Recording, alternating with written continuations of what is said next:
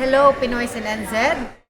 I'm here now with Kuya Rex Yap of New Zealand Home Loans. He's a business owner from Philippines and then moved here in New Zealand. So he can tell us more about himself, what he does here, and some tips and advice, pieces of advice.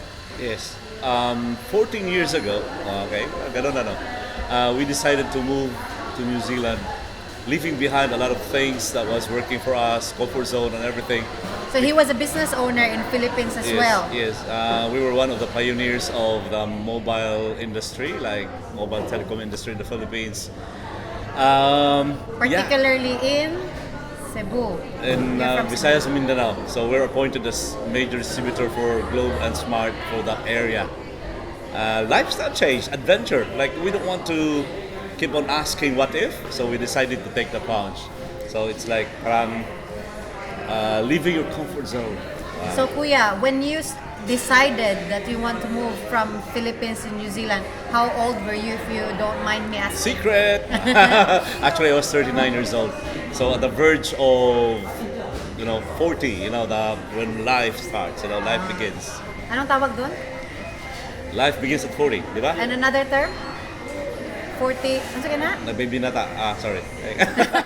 Midlife crisis. No, nothing. Not in 40s? Nothing to do with that. For us, it was an option. So we're so fortunate to be in that state we're in.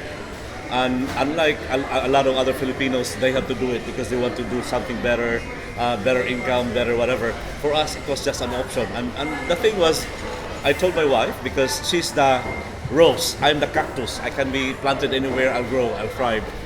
But it's more on what's out there. We want to try something different. It was an option, really. So who discovered first that there's an option for New Zealand? My sister was a pathologist in New Zealand for 3 years, and probably she was so lonely, so she invited us over to do a holiday in Queenstown. And that city was just so magical during winter. We had dinner during their birthday, looking at the snowflakes falling on the lake. Oh, it was just magical in the gondola, and right then and there I decided wow, this is a place that I would like to move to if ever I move. So how long after that experience you decided that you want to move in New Zealand? Months after we applied for a visa, it was so easy that time. Yeah, so how many years ago? What year was that? 2004. We it's took a different while, before. yeah, and then a couple of weeks after they came back with our residence visa. Okay, Couple weeks. yeah, Take note. it was so easy. So we decided to just hold our decisions first, and then a week before our visa expired, I told my wife what a waste if we don't try and do this. So we moved to New Zealand. It was a shocker, just the two of us, nothing, started everything from How scratch. about kids? You already have kids. that time. Okay. At that time, we left our kids in Cebu, and my wife had to go back, left me for 6 weeks. And that was the loneliest time in my life. No family, nobody. Of course, my sister was in Wanganui at the time. I was based in Auckland. So it was a challenge, really. But 5 months after they came back, my wife came back with the kids. So that started our journey. Okay, so how did you start your journey here? So you said that you've been granted residency straight away. Yes. So how did you do it? Even before moving to New Zealand, Yeah. we already received our residence So visa. is it because you're very skilled? I applied actually as a civil engineer because I am a civil engineer at the time. And the requirement at the time was just 200,000. You have to prove that you have 200,000 or something like that, points and stuff like that. Yeah, it was quite easy. I did it on my own. I didn't pass through an agency because at that time they would be charging us 600,000, I think, at the time. But on my own, I just spent around 110K. 110,000. Very easy. Yeah, very easy. And I think that still applies today. I know a lot of... Entrepreneur visa? No, Or as a skilled, a skilled migrant skilled migrant, category yes. visa. So you didn't even have a job at first. So how long did you start finding a job? I'm unemployable because I don't have any experience in being an employed person. That's always been business for me. So my intention really was to find a business. And in fact, 2 months after I arrived in New Zealand, we found a franchise business. So I did that for a couple of months. So that's the New backbreaking. Zealand home loans No, now. at the time it was called Cook Price, an oil magnate. We delivered oil to restaurants. We filtered their oil, what have you. Hard labor, hard work. But at the time I was happy because for the first time I was earning money by using my hands, by actually working. Unlike before, just signing checks and telling people what to do. Yeah. So this is also a story about someone doing really well in Philippines, I would say but so. still moved I would to say New so. Zealand for a better life. So so some business owners actually come here for entrepreneur visa as well. Yep. So with you did a skilled migrant category. Yeah, we could have chosen the entrepreneur visa as well, but in my case, we found out that it would be easier for me to do the skill. At the time, I think it was just 500,000 or something. For an entrepreneur visa. Yeah, Oh, yeah, okay. it was, yeah. So, apart from the beautiful scenery of Queenstown, what actually made you decide that you want to move in New Zealand? My eldest sister, the doctor who was based in Wagari, was actually one of my closest siblings. So when she invited us over, I decided like, why not? Let's give it a try. And it worked. It worked. What were your struggles here in New Zealand? So, Hips. For one, my wife, you know how it is, without necessarily feeling like entitled or whatever, but you know how it is in the Philippines, a lot of you can get helpers. drivers, the family, and at that time we have 4 kids. So my wife, for her especially, it was a struggle because taking care of 4 young kids with no help whatsoever, and it was her first time to do so, was a bit of a challenge really. Like she was crying for the next 6 months. 6 months. Take note. It's not always But I easy. keep on reminding her that our purpose is just to get citizenship, and after that we can always go back back to Philippines. and whatever, That was always when you focus on something, your goal, you'll never lose hope. You'll never mind doing Get this. sidetracked. Yes. As long as you focus on your goal, you'll be good. It was a challenge, really. Like for example, when doing this stuff for my business, it involved, hot cooking oil. And the first time I was doing it on my own, Were you asking yourself, why am I doing why am I this? doing this? And in fact, I got burned. So I called my business partner back in the Philippines, like, hey, I just wanted to talk to someone. And I told him, like, where are you now? Oh, I'm with our managers in Singapore because we hit our quota and we're enjoying Singapore. I was so about to cry, like, what? Why Because am what I am I here? what am I doing here? But I was so focused, like, after 3 years, I'll be a citizen. We can always go back to the Philippines. As long as you have the right reasons. So can you tell us about can you tell us more reasons why you chose New Zealand and why you decided to move and start again in a different country wherein you were a business owner in Philippines? I don't want to put the Philippines in a bad light because I love the Philippines. I'm still a Filipino. But at that time, we were receiving some extortion notes. Like this group, whether they're real or not, but they were knowledgeable about our situation. Like they know where my kids are studying, they know where the driver, pass every day. One other thing is, I was a leader of a Christian community back in the Philippines, and it was hard to live our faith because you have to go with the flow, swim with the flow, go whatever else is doing. In April, you'll have to do something with your tax declaration, whatever it is you call it, income tax, and otherwise you cannot compete, you cannot survive.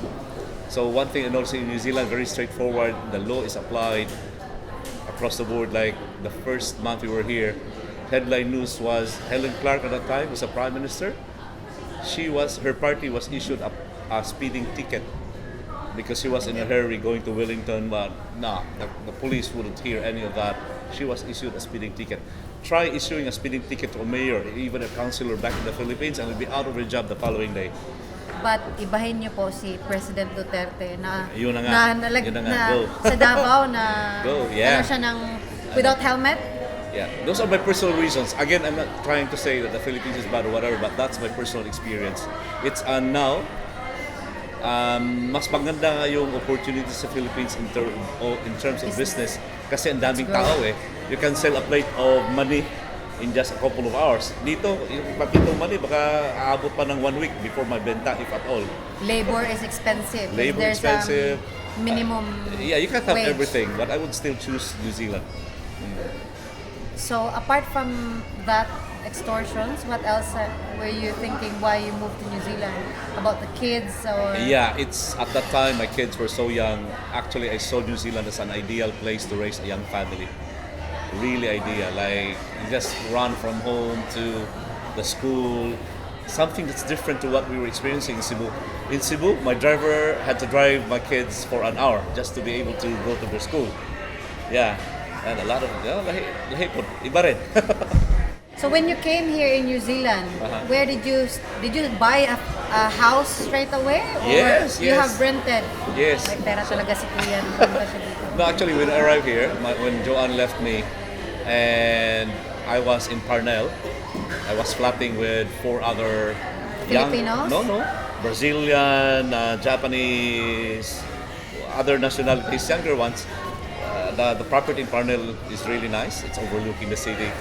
One day, we decided to leave the house all at the same time. I was alone. That was the first time I felt like, wow, I felt lonely. So I moved to Hamilton. I had a friend there. So it was there that I started my business. Yes. The thing is, I always had this advocacy for financial literacy. Even back in the Philippines, I thought I shared whatever I know about money with my employees, with my friends, because that's really, really important. So you bought a house in Hamilton. Hamilton, yeah. Before we used to have 2 houses over there, one for rental, one for ourselves. It's a 5-bedroom house, not a new house, but it was good. And I think, especially for those who are just starting in their house hunting, they should research before they buy. Because I bought one property in Parnell. It turned out that the land is leased.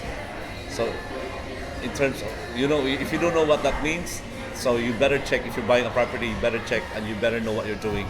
Because for us, it was a big, how do you say that? A big blunder. But we learned a lot from that. As of the moment, Kuya Rex is a franchise owner of New Zealand Home Loans. So can you explain more about what you do in New Zealand Home Loans? Yes, New Zealand Home Loans is owned by the government through Kiwi Group Holdings Limited. So it's the same company that owns NZ Post and Kiwi Bank. What we do is really attuned to my advocacy of proper stewardship for financial literacy, because we don't just offer home loans, but we actually start with a plan. So show our clients a plan, and then right from the very beginning, they would know what they are doing. A lot of other providers just provide the fund, and that's it.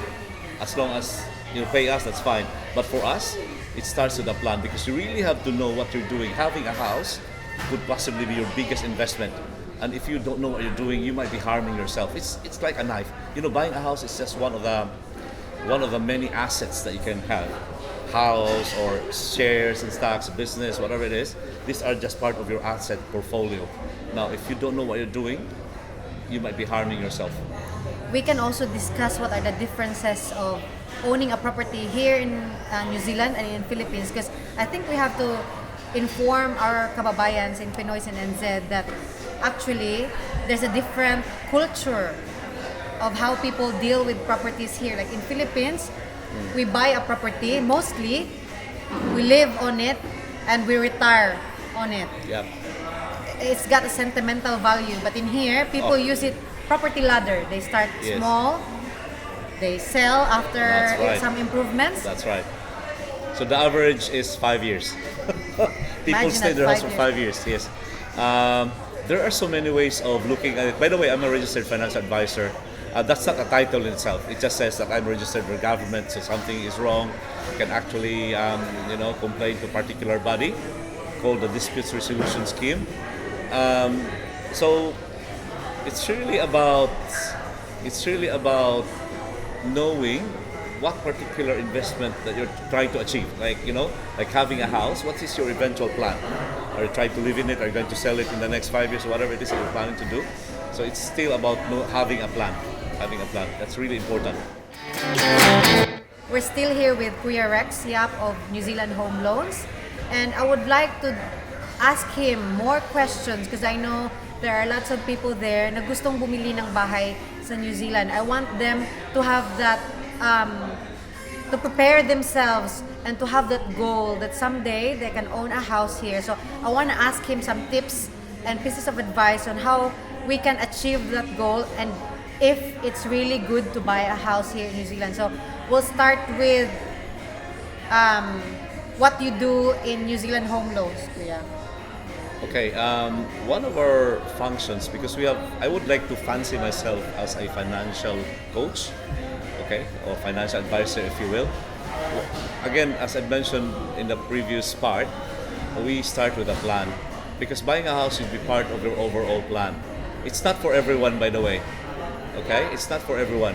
So the moment you're ready for it, the moment your circumstance allows it, why not? Because for me personally, when you're renting, you're actually paying other people's mortgage. That's what you do. But again, it's not for everyone. But the moment you're able to do so, why not? As long as you're sure what you're doing. What would be their first step?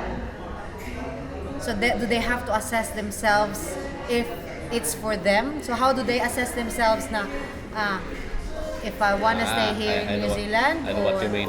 I think, konting plugging. Okay. In the past 10 years, I have been doing financial literacy seminars all over New Zealand. Nothing to do with my business, but more on raising awareness about finances. Because a lot of relationships are affected. The way we look at the world is actually affected by our finances. Kasi kung gipit, mainit ang ulo, di ba? Alright. So, like in my financial literacy seminars, I always talk about three things. One is mindset. It's all about mindset. Okay, and the other one is awareness. And you do that by being aware what's out there. The third one is empowerment, by knowing what the tools are available, by educating yourself. Okay? So everything will fall into place once you are aware of this. Buying a house is just one of the aspects. Because for some people, it may not be for them, but they can invest in other ways. I'm just sharing experience. I'm not giving advice here because my registration is all about home loans and insurance. But my experience tells me that some are happy with, for example, paper assets like stocks and shares. Some are happy with business. Some are happy with the in thing for the young people now, IP, intellectual property. Yeah. Some are good with, what did I mention? Real estate, money, houses. Like you can buy several properties. A lot of my friends are actually into real estate because they can see it. Real estate. A lot of your friends here in New Zealand? Yeah. A lot of my clients, in fact, have 3-4 houses already because they know what they're doing. And are mostly Filipinos? Yeah. So guys, it's possible po na may 3 to 4 houses in New Zealand ang Filipinos. Definitely. As long as you know what you're doing, you can make it. We can make it. Okay, Kuya. Yes. So ano yung tips mo para ma-prepare nila ang sarili nila? Should we start with how do you assess yourself? So what are the things that maybe says na yes, pwede kang bumili ng bahay o para sa iyo ang bumili ng bahay? Very good question, Mels. Unang-una is awareness. Kung wala kang income and expense statement, you don't even know at the end of the month magkano yung kulang o sobra, I would suggest you better do it first before even considering buying a house. Because if you're not aware magkano yung kulang o sobra, you just can imagine. Like for example, you're renting $2,000 a month right now, 500 per week basically, right? For example, times 4. And then when you're buying a house, suddenly your monthly repayment is around 5K. So there's a gap of 3,000. Where will that 3,000 come from? And a lot of people are saying, don't buy a house kasi ito pala mahirap, blah blah blah. So a lot of people ask me, when is the best time to buy a house? Actually, depende talaga sa circumstance mo yan. So the moment you're aware na kaya mo pala, like how do you become aware? There are so many tools. Yun na nga, unang-una is the income and expense statement. If you can do that for yourself, like alam mo yung total income yung mag-asawa, less sa total expenses ninyo, you'd be surprised. Some people would like to think na marami silang extra, but when they actually do it, magugulat na lang sila. So that's very simple, very basic. At the end of the month, may sobra kayong 3,000. That's fine. Then that can cover the gap between what your current rent is and the monthly repayment. Otherwise, you'll be putting yourself in a hardship situation May iba nagagalit, ba't hindi approved ng 1 million na utang, mga ganon. But come to think of it, it's actually protecting Your yourself. capacity. Yeah, the capacity to pay. Kasi if you cannot produce the 3,000, like as I mentioned earlier, 2,000 yung rent every month, tapos biglang 5,000 yung bayaran sa bahay, saan magaling yung 3,000? Simple math lang talaga. Next step. Next, anong pang ibang tip ko na sabihin? A lot of our clients have this nice idea of buying that ideal house straight away, but in most cases it doesn't work. A lot of our clients start with a basic, simple 2-bedroom house, and then a year or two that they know how it works. Some would actually sell it, and whatever, like goes up, just Equity. the ladder, release equity and whatever it is. So Kuya, most Filipinos actually don't want to settle less. Like they want to start with brand new house. They want to be in a really flash property area. They want to be in the city center, or they want to be close to everything, all the amenities. But you should also think, is it worth your money, or is it good for future Yep. growth? So again, buying a house should be part of your overall plan. Kung ma-afford nyo naman bumili ng magandang bahay, of course, we would not to do that. But kung hindi kakayanin, don't force it. Kayo lang rin mahihirapan. Kayo lang rin mahihirapan, believe me. So, you would rather know anong circumstance ninyo, anong kaya ninyo, go for it, rather than keep on renting. And then kung kaya na ninyo in the next 2-3 years, you can go up. About renting as well, if you actually compute it, how much you pay per week, and then divide it for 52 weeks, how much are you really paying for your rent? If you save it for 2 to 3 years, That's but right. you actually already have the deposit for, why would you want to pay someone else's mortgage when you can actually own a house and use it to pay off some parts of the mortgage, and at the same time, the property hopefully will have principal growth or increase its value. For those who are planning to buy their first home, I would strongly suggest you come up with the 10 of the things that you need to be in that house. So you have to differentiate the need and the wants. Okay? So ideal list of, like, say for example, proximity to school kung may mga bata, proximity to workplace, hindi maingay, gusto ko may katabing liquor house, whatever it is, malapit sa church. Listan nyo yun. You could probably have around 4 or 5 of those na ideal. Kung may 5 ka, that will be fine. You cannot probably have all 10 because that's ideal list. You cannot have that all ticked. Okay? Isn't it also helpful if they're looking for a property wherein they can maximize the potential of the property, like add a room, or it becomes complicated, add a room, do the landscape, increase the value of your property? Yeah. So in short, you should educate yourself. There are so many possibilities. There are so many possibilities. And it helps to work with experts. Like you can pick other people's mind, those who have done it already. We have, by the way, a number of Filipinos who are actually investing in real estate. They're doing very well, and most of them are happy to share. Of course, I'm not at the liberty of divulging their names, but check around, ask around. There are so many Filipinos who are investing in properties already. And I'm sure they've already learned from their mistakes before. Yes, So that's actually, right. Kuya Rex, I've attended one of your seminars about property investing in this current market. Yes, Is yes. it? Yeah. Yeah, it was very helpful, and I've learned lots of things, and I think we can. You've got a Facebook page. Yep. What is the name of?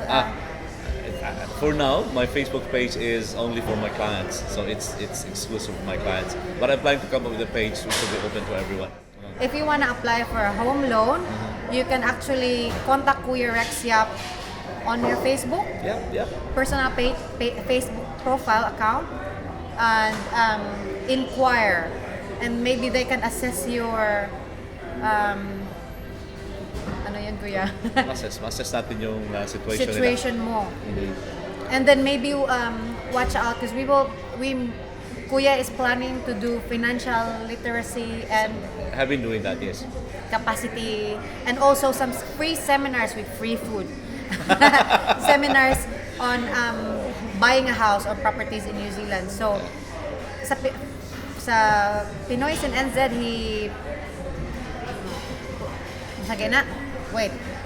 in Pinoys in NZ, he also posed about some seminars regarding buying properties in New Zealand. So if you have more questions, you can also comment, guys, and we will do another episode wherein we can ask Kuya some of your questions you want to know about investing in New Zealand. Yeah, for me, really, Mel's, it's just about being able to serve. It's beyond what I want to earn. Really, for me at this stage, it's just being able to serve, being able to share what I know. Because life is more than just about money. It's really about serving. It's really about sharing what you know. It's really about how to say that. Because whatever knowledge you have, whatever resources you have, it's not only for yourself. It's about Sharing helping is caring. others. More than sharing and caring. It's more about how do you say that? And the golden rule. My golden rule really is what I want for myself, I want for others to have too. That's the way to do it. Thank you for your time, Kuya, and Thanks, hope Mels. to ask more questions. Yeah, anytime. I'm happy to help. Thank you.